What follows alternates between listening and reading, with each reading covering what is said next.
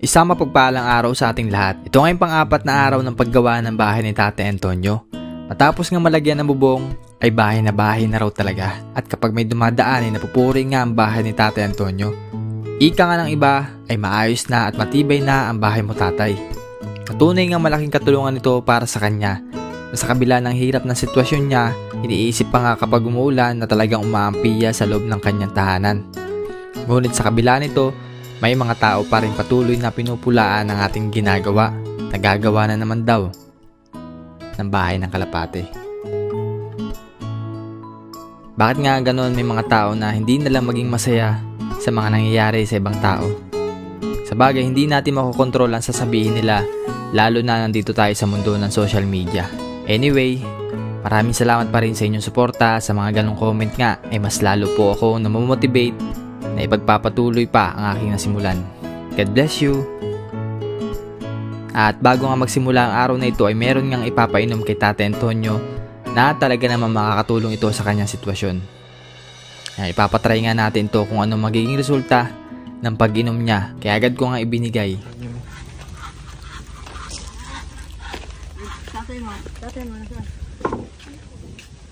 Merong napabigay sa iyo.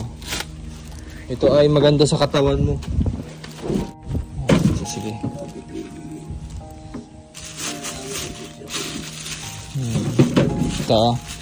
Ito ay Insure Gold. Maganda sa katawan to. Pampataba ito, pampataba. Try mo na ngayon. Try mo na inumin ngayon.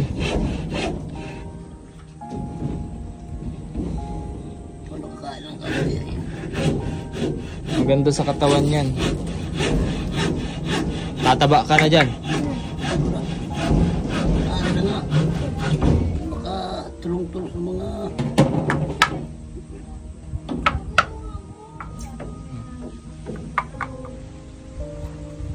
Sarap. Ano lasa, tatay? Masarap? Sige. Parang gatas, parang kalabaw.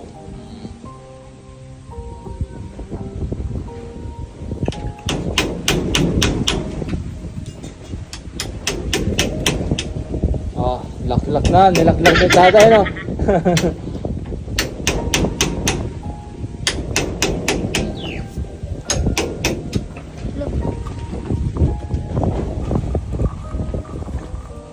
Inom lagi pati tatay ang tubig. Yun ang mahalaga sa iyo. Para lumakas sa katawan.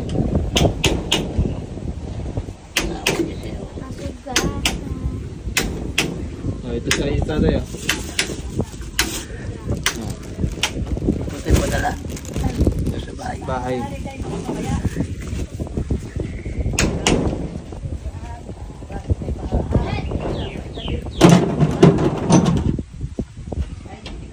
Pag natapos ito bahay mo, dito ka na matambay, tatay, no? Makakalagay ka lang ng upuan din. Ayos na. Sala may. May bintana dyan eh. Hindi nyo? Dito kasi open na to eh. Sala. Sige. Lugaw muna tayo ng bahay. Maya-maya nga lang ay nagbabayan na ako at wala ng pampilar si Tatay Rene. Yung pampilar po ay bali po yung paglalagyan ng plywood. 15 2x2 po ang ating kakailanganin, kaya agad kong inasikaso nga. At mabuti na rin walang ginagawa ang ating kaibigan sa ganitong sitwasyon ay talagang maasahan. Kaya dinaanan na namin yung kahoy at kinarga. Dinaanan ko na rin yung plywood na gagamitin sa kwarto ni Tate Antonio. At talagang sinulit ko na rin yung pagkakataong ito dahil isa rin talaga sa problema ang pag-transport ng mga materyales na katulad nito.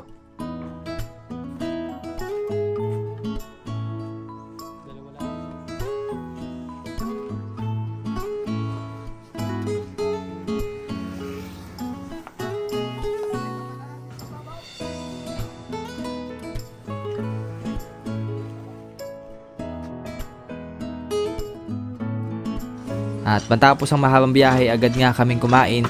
Bali nga 1 PM na ito, talagang gutom na rin. Bali nagbabaon na lang kami para dire-diretso na rin ang aming trabaho. Tara, kain po tayo.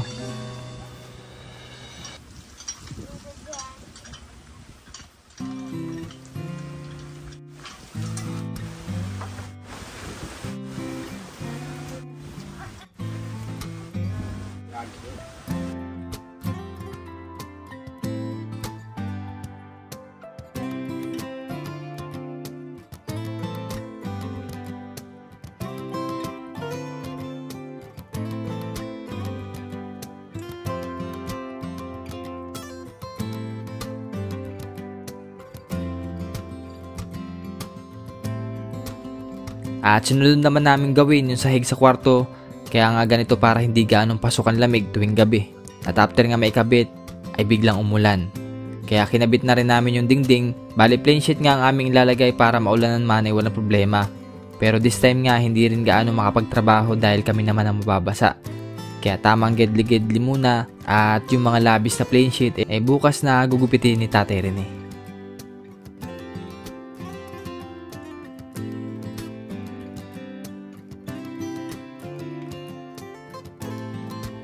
Tatapos na naman po dito ang araw natin sa paggawa ng bahay ni Tatay Antonio.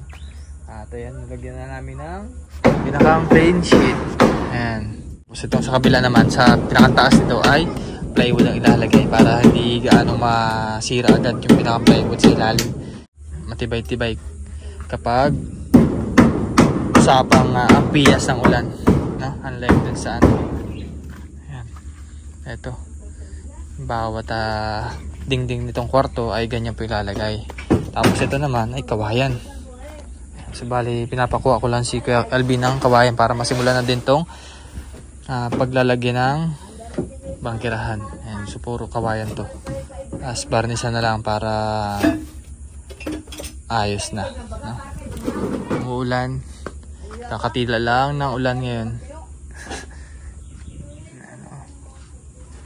Ayos. So tinapos lang ni Tatay Rene yung paggawa ng tilyar. Tilyar ang pangalan yun tayo na? Paggawa nitong tilyar? Tilyar again? Pilar. Pilar. Yan. So tinapos lang Tatay Rene ang paggawa ng pilar kasi talagang napakahirap din ng paggawa nito, lalo't na kailangan mong ukitan para dumikit yung bawat kahoy sa magkabila, no? Kaya ganyan po hirap din o katagal gawin yung ganitong pilar. Ayan. So after naman yan mabilis nang gawin paglalagay ng mga dingding, mga plain sheet at plywood. Dikit lang ng dikit, pako lang ng pako. Siguro bukas ay iba-iba ang paggagawa nito bukas. Tapos na tong kwarto ni Tatay Antonio. Kahit paano ito na lang Antonio. Tay, parang malamig na naman ang pakiramdam Hindi naman. Hindi naman masyado. Kasarap Ha? Malamig lang agad to. Oo, kasi kakaulan lang Oo, kaya hindi makalabas lalabas ka sana dun. Kaya nga naulan Tapos bukas ulit ng umaga Tatay, tirahin mo ulit yung yung insure para lumakas ang katawan. Na. Sige. Hanggang dito lang muna update natin mga kabayan sa ginagawang pabahay para kay Tatay Antonio. No? So maraming salamat muli sa ating sponsor na si Ma'am Betty, Ma'am Geraldine, at sa isang anonymous sponsor po na nagbigay ng para sa bahay ni Tatay Antonio. Thank you very much po. So ito malapit-lapit na at nakakalipat na nga si Tatay Antonio. So sige po mga kabayan, at hapon na rin naman at uwi na rin ako. Maraming salamat po sa inyong panonood. Ingat po kayo palagi. Bye bye.